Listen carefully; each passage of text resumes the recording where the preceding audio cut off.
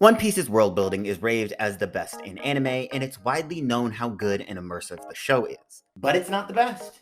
Yeah, I said it. Let me take it back to 12 years ago when I was 13 years old and looking for my next anime to watch. Oh boy! I can't wait to watch some anime! Back then, Hulu was free, Netflix was cheap, Crunchyroll was trying its best, and Funimation was still alive. Rest in peace.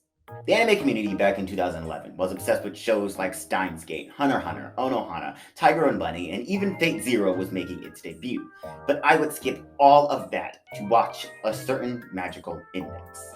And from then on, I would experience what I consider to be the best world building in all of anime. Now you're probably thinking one or two things. Half of you are wondering what the hell is this show, and the other half are wondering if you should continue watching this video. Let me cook. A Certain Magical Index, or Tuaru for short, is a light novel series with several anime adaptations, mangas, and spin-off novels, all adding to the ever-expanding world that Kazuma Kamachi has created. With so much content from one franchise, many have taken it upon themselves to give a cohesive watch or read order for new fans. In fact, I did so myself when I first started this channel. Watch the anime in release order and then go read the manga of anything that hasn't got an anime adaptation yet. If you want more after that, then go read the light novel. And while there are many videos breaking down how to watch, I don't see many videos going into the world of Index and why it's one of the biggest rabbit holes you will ever fall down. Welcome to another one of my obsessions. This is a deep dive into the Tuaru franchise.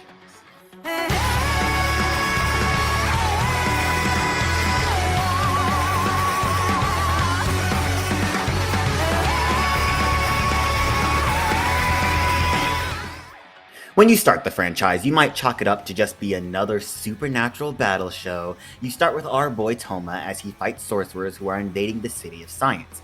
And while I could sell you by saying the show is science versus magic, with Toma as our main character, I feel like that would be selling the show short. Because I don't think Toma is the main character at all. Academy City is. Enter Academy City, where 99% of the franchise takes place. It is a city of scientific evolution with over 2 million residents. As the name suggests, the city's sole purpose is to develop Esper abilities in its students using several schools and institutions. Esper abilities are powers based in science, like telepathy and magnetic control, etc., etc. But let's just take a moment to imagine the excitement of the kids who enrolled in these schools. Hey Dad, can I go to boarding school to become the next Magneto? Ask your mother. The students are split into 6 levels based on the strength of their abilities, with level 0 being the lowest. Basically you have no ability at all, you fucking failure, and level 5 being the highest, meaning your ability could bring down the entire city if you wanted, you fucking isekai protagonist. There are several students in each level, but only 7 have achieved the rank of level 5. Academy City may not be physically as big as some places like the Grand Line, but it is as rich with lore. The science side has deadly experiments, espers running the black market, and hitman organizations. Imagine a young girl in a dress walks up to you and says, "You shouldn't have yelled at that Starbucks barista last week," and then she starts chucking lasers at you. That's the type of setting we're talking about here. Academy City fucking rocks. While the magical side has several churches fighting over power, magical items, and world-changing spells. And the movies tell you New York is the city of dreams. And the best part is, the more you watch, the more you realize that these two sides might not be so different after all. Spoiler, spoiler. You even have full-scale police forces such as Anti-Skill who work alongside Judgment, an Esper police force made up of students. Woo! Child labor! The city is alive, and there is never a dull moment because around every corner there is someone with a crazy ability, plotting some experiment, a magical spell, or just someone fucking around. The people fucking around are the most dangerous. And suddenly, it starts to dawn on you just how alive this world is when you reach my personal favorite part of the franchise, Railgun.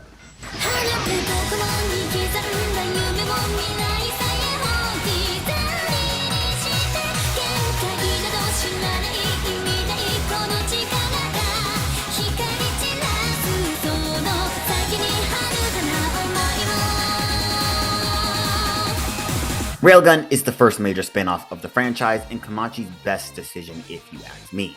The spin-off takes the spotlight off the magical side of Index and focuses on the inner workings of Academy City with our main girl Mikoto Misaka. Now, I may be a little biased when I say this, but Railgun really does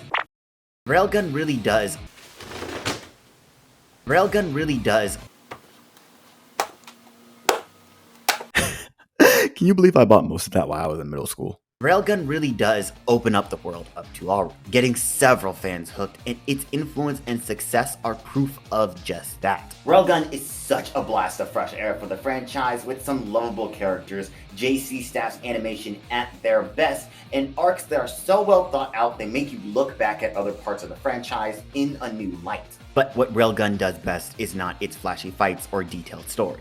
Railgun gave Komachi the chance to bring his world to life even more. There is no definite proof of this, but I bet good money because Railgun was such a success, and still is, the manga is still going, and after you finish the anime, you should definitely catch up. It's peak. We were able to get more spin-offs like it. Spin-offs that take on fan-favorite characters and tell their story. Did you like Accelerator's character the most when you watched Index? Well, guess who has his own anime and manga? Did Misaki Shokuho's mind control work on you? Well, guess what? A certain scientific mental out is right there for you to read. Interested in some of the background characters' cool abilities? Well, guess what? You can read the Astro Buddy manga. Interested in the black market of Academy City? The Dark Side of Academy City novel is out right now, and the manga is coming out later this year. Or it's already out by the time I release this video. I'm not really sure. Editing RJ, put if it's out or not. Want a completed story in this world? Go read the Dark Matter manga. And then you have the gag manga, which I don't think they're canon, so yeah, whatever. Side note, just because you can skip parts doesn't mean you should. Please don't be a part skipper. This goes for any anime. Tuaru itself, its best experience as a whole, trust me.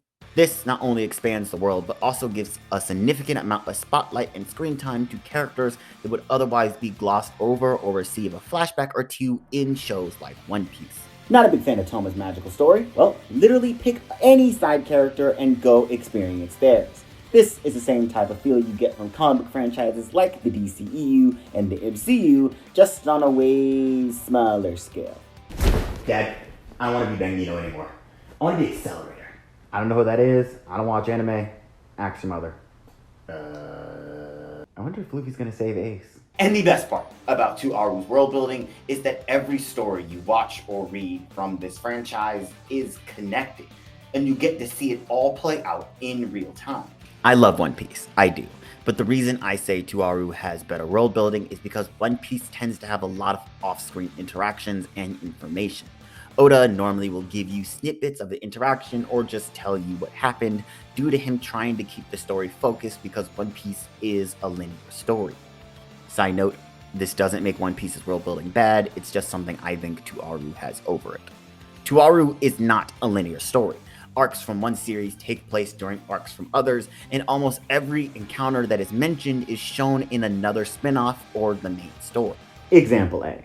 My favorite arc in the entire franchise, the Sister Arc. Without spoiling too much, the Sister Arc takes place in both Index and Railgun. However, in Index, there is a lot of off-screen action that is mentioned. Mikoto Misaka, best girl, and one of the main players of the arc mentions her struggles, but we don't really get to see them in Index, making the arc last for 5 episodes. However, when the arc is revisited in Railgun, you get all that off-screen action for half a season because Misaka is now the main focus, making the arc more detailed and nuanced than it ever was in Index. My point is that Tuaru, unlike linear epics such as One Piece, doesn't really have off-screen interactions.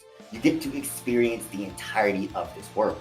And unlike other non-linear epics such as Fate, Tuaru isn't that confusing, and it's even more connected because it fills in the gaps left by its main story. The best world building in fiction are the ones that make their audience feel a part of the world. One that feels alive and explores different parts of that world to further immerse the audience. In other words, world building is all in the author's detail and how well they can craft a society. 9 times out of 10, you see the best world building come from adventure anime like One Piece and Made in Abyss, but adventure isn't the only way to show off good world building. As I said before, it comes down to the author's detail, and as an audience member, I want to experience it all. Jump down the rabbit hole and never look back, and Tuaru is just that for me. The more I look into it, the more I feel like Kamachi has had this world planned out for a while, and he just plans to tell every single story in it. And I'm here for it all. Honestly, that's what makes this the best world building in anime, if you ask me. The world is massive and detailed, the characters are unique, the lore is fascinating, and each installment you watch or read only gets bigger and bigger, making sure you never miss a beat.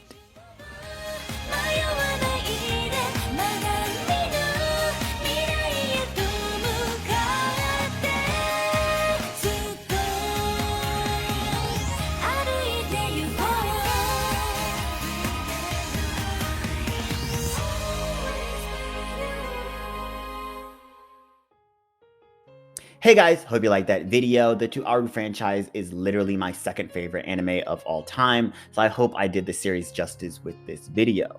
If you're a fan of the franchise or you're interested, then leave a comment below and let's discuss. I really want to know you guys' thoughts on this topic. Either way, thank you so much to our patrons, Crystal and Maury, for supporting us this month on Patreon. You guys are awesome. And if you want to watch videos like this early, or you want to get other exclusive benefits, then head over to patreon.com/ontheriseanime. Yeah, guys, go follow the Twitch. We stream weekly every Monday and Thursday. I'm recording this before we did the live stream on Thursday, March 23rd. Yeah, I'm recording this before our first YouTube live stream. So hope that went well. If you're interested to see how it went, definitely go check it out. It still should be up on the YouTube. So yeah, go check it out. We're ranking a bunch of anime on my anime list for the first time ever. So yeah. Also, go follow us on Twitter because I'm always up there. A little too much for my own good. So yeah, go check that out. And if you want to chat anime and manga with me directly and the rest of the family, then join that Discord server. We would love to have you. If you watched this far in the video, thank you so much for watching. I'm RJ Lane, and this has been On the Rise.